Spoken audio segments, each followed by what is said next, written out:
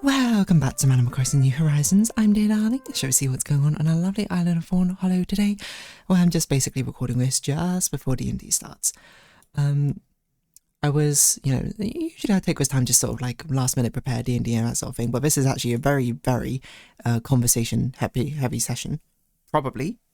I don't anticipate them doing anything. If they do anticipate doing something crazy, then, at that point you just have to improvise. But this should theoretically just be a very, very heavy conversation one. I think. Maybe not. I don't know. It should be, starting out probably a bit like lore heavy, and then it'll probably get a little bit silly is my guess. But hello everyone. We're now in Fawnhallow at 6:40 p.m. on Tuesday, November 4th, 2025. I did forget to upload the Animal Crossing episode, by the way, day before. It wasn't even that. Like, I did all the things, and I set it, and then I just didn't, like, finish off the rest of the stuff. Like, I didn't actually schedule it. So it was just sitting there, like, private, and I was like, oh, whoops. When I checked it this morning, by pure chance, to be honest. And I was like, oh, it didn't get uploaded. And I was like, oh, whoops. It's okay. I wasn't really even speaking about anything crazy. I think I was doing mostly Musume. Can I just say though, like this is definitely going to be Gacha talk mainly today, because the craziest thing just happened in Musume, like overnight or something. Like I don't even remember when it happened. When did it come out, the announcement? But basically, it the way I think I describe it is Musume 2.0 just is coming in 7 days to a global server, and it's crazy is probably the way I describe it. Let's see, balance changes 15 hours ago, so it's like at 4 a.m. or something. 3 a.m, 4 a.m. People already knew, to be honest, and it's insane. But let me explain it to you for those who don't play Musume. I'm not even an expert, mind you, as I've just basically been like reading like haphazardly these sort of things, instead of like listening to music or putting on a podcast. I put on a video of people discussing the changes. But yeah, it's pretty genuinely crazy. But Musume is, if you don't know, it's a Japanese gacha game based off horse racing. Basically, they turned all real-life racehorses into anime, not all of them, and whoever they got the license for, into anime girls, and then basically that's the basis of the story. And then from there, they make references and that sort of thing, but they're essentially their own characters. That's probably a way to think about it. They're characters inspired by these actual racehorses. The same way that there are series which are like characters inspired by people from history. Like Fate is, right? But the actual gameplay itself is sort of like a management raising game, I think is usually what I call it. And the gameplay is basically you do these roguelite runs, where at the end you've basically ran a campaign with this character, or career with this character. And then at the end, you can enter them into races and competitions. Essentially, what's happened is that this game released in Japan like 4 years ago, and it came to global servers 4 months ago, I think. Somewhere around there. And it's genuinely like a pretty good time. Like, to me, it's very similar to another game I played called Shiny Colors, and I considered playing Musume when I heard about it like ages ago on JP server, but I was like, oh, it's already like 2 years in. I don't really want to start playing a game 2 years in. That seems a bit meh. And I was like, I already play Shiny Colors, and I really like that. But Shiny Colors nowadays is very much power creep central, and impossible to keep up. So I stopped really playing it. I sort of play daily, that sort of thing. But Musume is essentially got released in the global version and the global server, and it got like insanely popular. And essentially, it runs on a schedule which is 4 years or so exactly behind the JP version, with a slight twist that it's accelerated slightly. So rather than like all the events coming out in a 1-to-1 ratio, it's coming out in like a 1.5 ratio maybe. So things start overlapping, things start accelerating quite quickly, because I guess they want to get the global version up to the JP version, ideally. But what that essentially means is that there is actually quite a lot of strategic depth in this game. There's a lot of like calculations and things and mechanics which go on behind the scenes, as with every gacha game.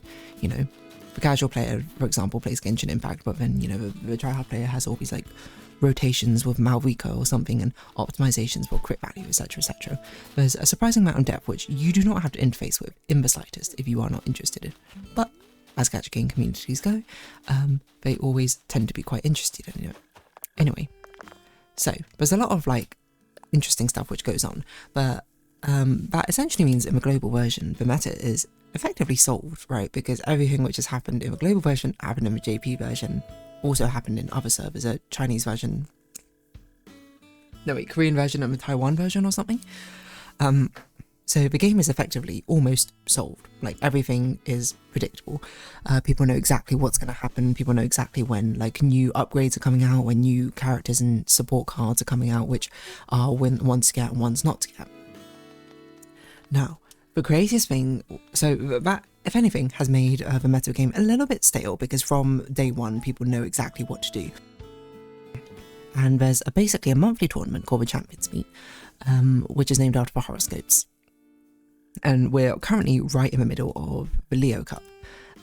It's going on right now, which is the 4th Champions Meet that the global servers had. And there's a 5th Champion Meet coming out called the Virgo Cup. And people were, you know, we knew about it like pretty well in advance. People are sort of just like generally preparing. And me, myself, I was doing some light preparations for it. But this morning, or 15 hours ago, there was an announcement, basically, that there is a patch update coming for the global version. Because you see, in the global version, it didn't release a one-to-one exactly how the JP version released. Some like quality of life upgrades came along with it, like the fact you could fast forward, I think, in the game. But there's some other stuff as well. I don't remember exactly, again, because haven't played the JP version. But it came with like some future buffs, future quality of life improvements. Not all of them, but a decent amount of them. So, it's not crazy to have patch notes to like, you know, include some other stuff, but it turns out that what's coming up is the celebration of a half anniversary, the JP half anniversary, which is coming up 4 months in the global version because, again, accelerated schedule. But what, as it turns out, is that they've included all the patch notes up to the year anniversary in this half anniversary update, which is coming out in, no joke, 1 week. And what that means essentially is the entire metagame has shifted, because that 1 year anniversary update contained a lot of like buffs to essentially like previous characters who were like, oh, you know, they had like a completely useless skill because they didn't know exactly what they were doing when they were creating them, when they started the game. They didn't know how the metagame would develop, stuff like that. Or other skills which had like basically no use, or very, very specific conditions to actually use them in, suddenly got huge buffs. Now, of course, in the JP version, they got it at a 1 year anniversary, but it's a whole different set of circumstances, different set of support cards, different like characters came out. There was even a different like scenario event which came out, which is basically what you do to do your career runs. And of course, different champions meets. We'd be at champion meet like 12 or something. But as I said, we are on champions meet, going into champions meet 5. With all the upgrades that JP got from Champions Meet 12, which has completely changed up the entire meta. Everything has been turned on its head in such a ridiculous manner that it's almost impossible to keep up with. Now the meta has, it's actually a very nice thing that we've done, I think, from a like competitive element, because rather than basically us having 3 years of being exactly the same as JP, everyone knows what's happening. Now it's basically, oh, we had about 3 or 4 months for people to warm up, people to understand, and now they basically was like, okay, that meta, you know, doesn't exist anymore. What are you going to do? And me, on a personal level, I find that quite exciting. What does that mean? What am I going to do? I don't know. Luckily, I wasn't doing very intense preparations, but I was just doing very sort of light preparations. But now it's not the preparations are useless, but now there are better preparations I could be doing, because now there are, for example, better skills I could be trying to get, which I wasn't even trying for before because they were useless before. Different characters I'm going to train up, different strategies now, which are not as good as, which were super dominant before, are now not very good. They've introduced a lot of different mechanics into it as well, and it's just absolutely fascinating to see. Because we knew these updates were coming, but the important part is we didn't know they were coming so soon. And in fact, we didn't know at all that they would be arriving earlier than they did in JP. And thus now we're in uncharted territory. We're in unknown waters where no one knows what's going to happen now. But if you're also more curious about what's going on, like what sort of meta shifts have changed, I'll try and sort of like outline some of the more important ones. One being that basically there was a stat called Guts, which was absolutely useless before. It basically was a worse version of another stat. The only reason you increased it was just so there was like a secret like bonus or speed you would get by increasing it to a certain amount. But apart from that, it was basically who cares about the stat. Now, this 1 year rework includes a complete change up to the stat. And now the stat is actually, not only does it do the stuff it did before, but it's also used in a new mechanic called dueling, essentially, where basically, or challenging, where basically towards the end, when two horses like are near enough each other, they're considered to be like locked in a duel, and how good they are in that duel is essentially based on this previously dead stat. So now this stat matters. It's not something that which you need to necessarily go out of your way to get, but now it's something where like, oh yes, if you could increase this, you would increase this, essentially. There's another mechanic as well called the runaway mechanic, or onigire, something like that, in Japanese, which just means like running. Like nigeru means to run, it's like a polite thing that you put in front of nouns usually, I think. But the English translation is runaway, which is basically an entirely new strategy. Because currently there's 4 strategies. There's the front runners, who basically with competitions every single time is a racetrack, different lengths, different, like terrain and conditions, etc, etc. The important part is a racetrack. But there's 4 strategies. There's the front runners, who basically just rock it and try and be the person in first, and then hold that lead all the way to the end. And they have a sort of meta where they use this ability called angling and scheming, which basically means that if they are in first position when they hit the final spurt, their acceleration goes like through the roof. They have the pace chasers, which basically try and follow up from front runners and look to sort of overtake them on the last like sort of leg. The late surgers, who are behind them, who look to sort of basically hang back, preserve the stamina, and like sprint ahead forward as we start getting towards the end. And then the end closers is basically extreme version of late chasers, who basically hang out right at the back, conserving all their stamina, all their energy, and then start sprinting as, whenever it makes sense for them to start moving up, essentially. So it's basically like 4 different strategies.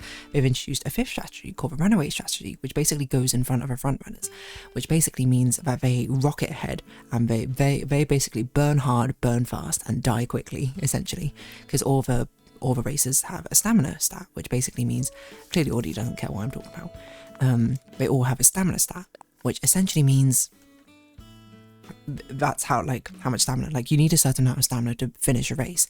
If it's a long race, you need more. If it's a short race, you don't need as much. But the runaway strategy, or all 4 of the different strategies currently have different efficiencies of how much stamina they burn. Pace chasers end up being the most, when front runners, then I think late surgers and closers. But runaway strat basically is an insanely inefficient stamina strat, but basically their strat is they're going to run they basically go full out sprint the entire race, is the way I describe it. Which means they chew through their stamina like absolutely nothing. It just evaporates their stamina. Yeah, so that's that. The thing is, this has changed things up. Because, as I said before, the front runner strategy was basically to get into that first position, and then activate an ability which makes them catapult upwards in acceleration. The problem is now, this new strategy, the runaway strategy, can now overtake them, just by inherently using this new strategy, completely blocking them. Because that means that front runner will no longer be in first, no longer get acceleration, and then that person who's a runaway basically just perishes. Like, they don't have enough stamina to finish a race. So they basically go in, steal the first place position proc from the front runner, and then lose the game. They're basically a sacrifice, because in each champions meet you get to submit 3 characters to run in the race. So that basically means front runners who have been so insanely dominant because of a card called Summer Marizensky, who basically is just a very strong front runner character, is now significantly nerfed, because all it takes for someone to stop them now is basically to run a blocker. And you would run blockers before, but you could always just make a better front runner than their blocker, and then oh no, what can they do? And it was all very RNG based. But this is now something which is built into a mechanic and only built into one character in the game so far, Silent Suzuka, who can now just rocket ahead. She will steal a proc. It's basically almost guaranteed. Like, it's nearly impossible for a front runner to overtake her, especially because the next champions meet is a mile champions meet, so it's quite short. And then she'll just perish, which means front runner strats are not very good anymore. But also, so many abilities got changed, including two big ones. Umastan, which basically was a very difficult to trigger speed skill before, because you basically needed to be like surrounded by like 4 or 5 different characters. It's now been decreased to 3. And another skill called No Stopping Me, which basically before had an insanely difficult requirement, which is basically like all the spots in front of you need to be blocked. You need to be completely blocked off. But now it just needs, you need someone kind of close enough to you, and you'll start accelerating. Have been heavily buffed. A new mechanic has been changed where the characters are basically smarter, because before a big thing would be like if they were towards the back and there were characters in front of them, they wouldn't like try and get around them. They would just try and sort of push through. If they couldn't push through, then they get blocked. So you might have a really, really good character who's really fast and would have won if it weren't for the fact there was like a wall of slower characters in front of them. But now the character, they changed the mechanics, they updated the like AI and the pathing, so the character will now swing wide outside the corner and actually overtake around like any characters in their way. So it's absolutely crazy, it's absolutely insane. There's another mechanic as well where basically you can change like the lane they're running in, like they can move out, swing wide, swing low, and by doing that it increases their speed. So every single front runner now wants to basically get both skills of swing wide, swing inwards to get their acceleration as fast as possible. It's crazy, like everything is blowing up. All the content that we've made now is almost not completely irrelevant, but is now outdated, and it's insane. Just trying to sort of follow along and think what I need to do.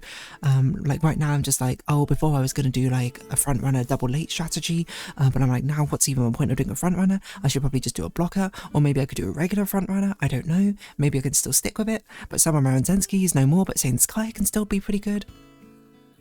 It's now this like rock paper scissors game, because now the blockers, like before, the blockers in previous champions meet, I was basically just like, doesn't really matter, I'll just make a stronger character than them. But now it's like the blocker has a significant advantage. The blocker will actually consistently block this time. So it's like, what do? Do I bring my own blocker? I don't know.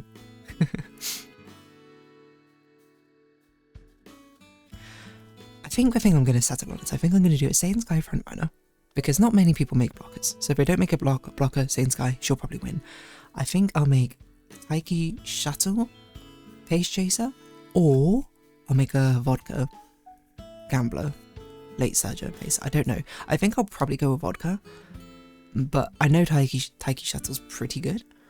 And then the third one will either be a Gold City debuffer, because now basically that's another thing. They turned one of like the stamina recovery skills, well, for some reason, into a debuff, which before meant you couldn't debuff on this type of race, but now you can. And she's my favourite character, so I've got to use her.